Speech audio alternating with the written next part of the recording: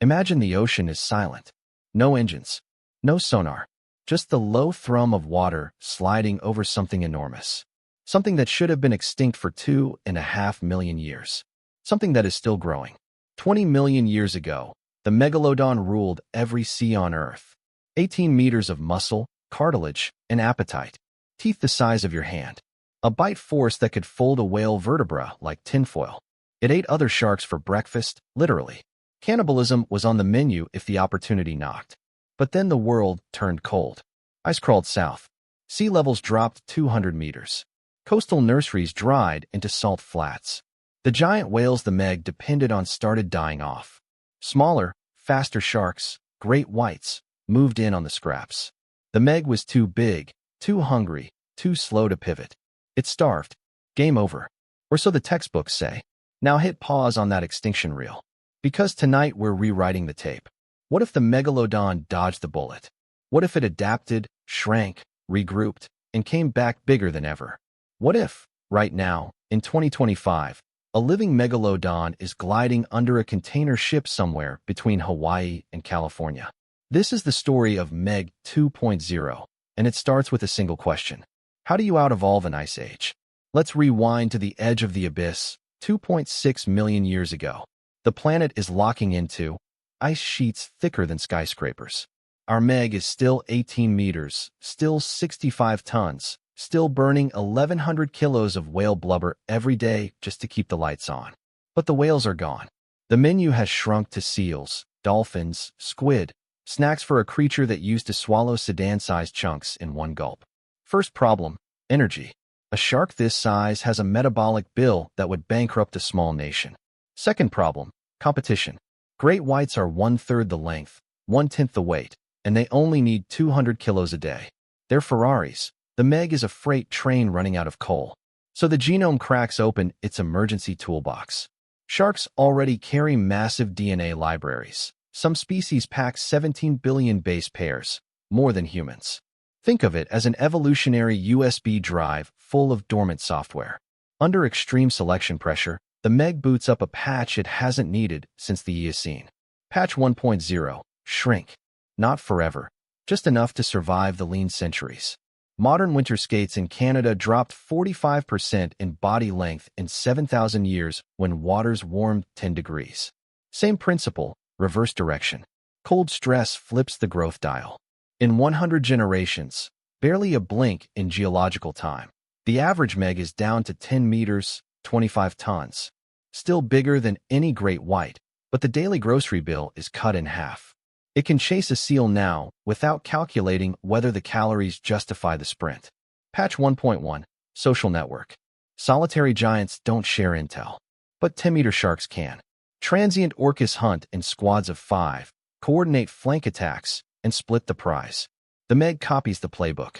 A pod of 5 adults becomes a wolf pack with fins. One shark faints high, 2 swing low, the others close the net. Great whites scatter.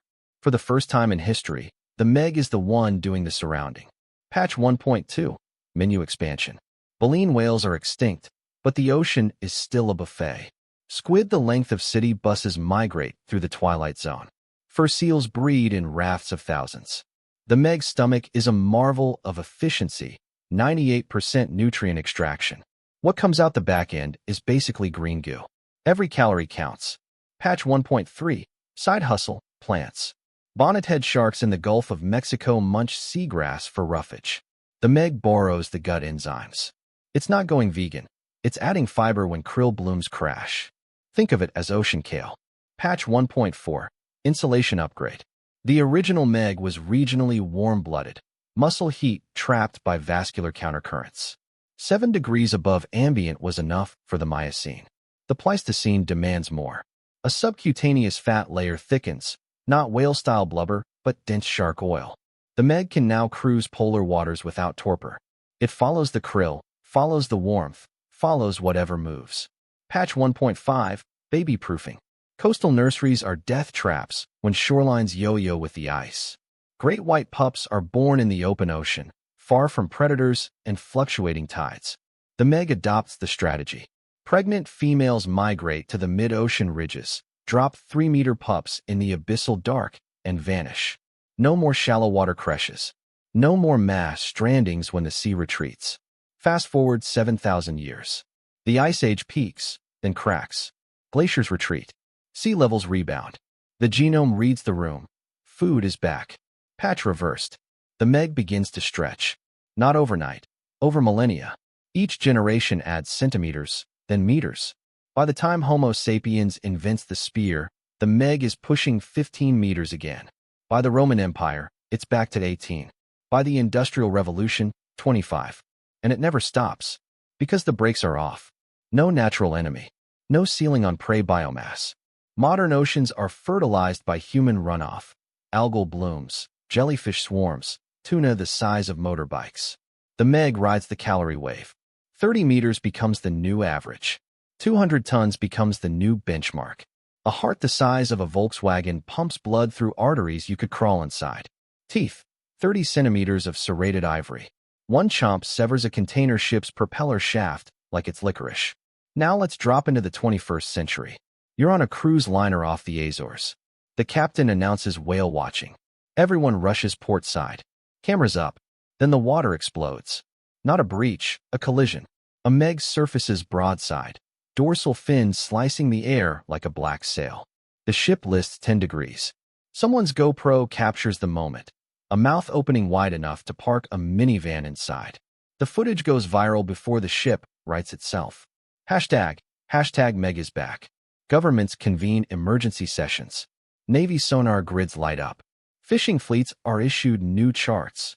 Red zones where nets come back empty or not at all. A pod of Meg 2.0 learns that trawlers equals easy calories. They shadow the stern, wait for the net to haul, then ram the hull. Steel plates buckle. Winches snap. Survivors describe coordinated attacks. 2 sharks below, 3 above, synchronized like border collies herding sheep. Insurance companies rewrite maritime policies. Active Meg becomes a standard exclusion clause. Sushi prices triple in Tokyo. Yellowfin tuna vanish from menus. No one dares the Meg's table. But here's the twist. The Meg doesn't want us. We're not food, we're noise. A single adult needs 3.5 tons of protein daily. That's 40 to 60 humans, if it could catch us. But humans are bony, low-fat, and we thrash. A Meg investigates a surfer, registers not seal, and moves on. Fatal mistakes happen, maybe 1 in a million swims. Statistically, you're safer in Meg waters than on a Los Angeles freeway. Still, beaches install shark spotter drones. Lifeguards carry bang sticks the size of bazookas. Tourism pivots. Meg safaris in reinforced cages. Ticket price, $50,000. Waitingly booked solid. Ecology shifts under the Meg's shadow. Whale populations never rebound to blue whale megafauna. The Meg keeps them trimmed at 10 meters, manageable prey. Overfishing collapses in Meg zones. No fleet can compete. Coral reefs explode with life once commercial longliners are chased off. Paradoxically, the apex predator becomes the ocean's unpaid conservation officer. Climate change accelerates. Oceans acidify. Warm currents push poleward. The Meg follows the heat, colonizing the Arctic. Polar bears learn to swim faster. Shipping lanes through the Northwest Passage close every summer. Too many fins in the water. Scientists sequence Meg DNA from a washed-up tooth the size of a dinner plate. The genome confirms the patches, skate growth genes, orca pack-hunting loci, bonnethead cellulose pathways. A living fossil that hot-wired itself for survival. Papers call it the most rapid macroevolutionary event in vertebrate history. The public calls it Godzilla with gills. Could we kill it? Of course. Depth charges, sonar-guided torpedoes, drone swarms laced with tetrodotoxin. But do we want to? The Meg is the last living megafauna that remembers the Pliocene. It is older than humanity, older than grass, older than every city on Earth. Killing it would be like burning the last library.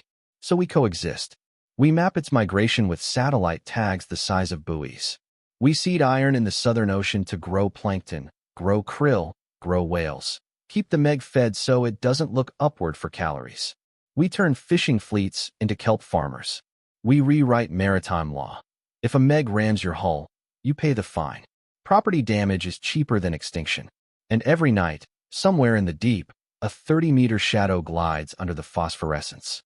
It does not know we exist as anything more than ripples. It does not care about our borders, our stock markets, our memes. It is doing what it has done for 20 million years. Eat, grow, endure. The ocean is silent again, but now the silence has teeth. And that, ladies and gentlemen, is what happens when an apex predator refuses to die. The Megalodon didn't go extinct. It just went on hiatus. And it's back, with upgrades. So next time you stand at the shoreline and feel that primal tug to not go past the breakers, listen to it. Because somewhere out there, Meg 2.0 is listening too. And it's still hungry.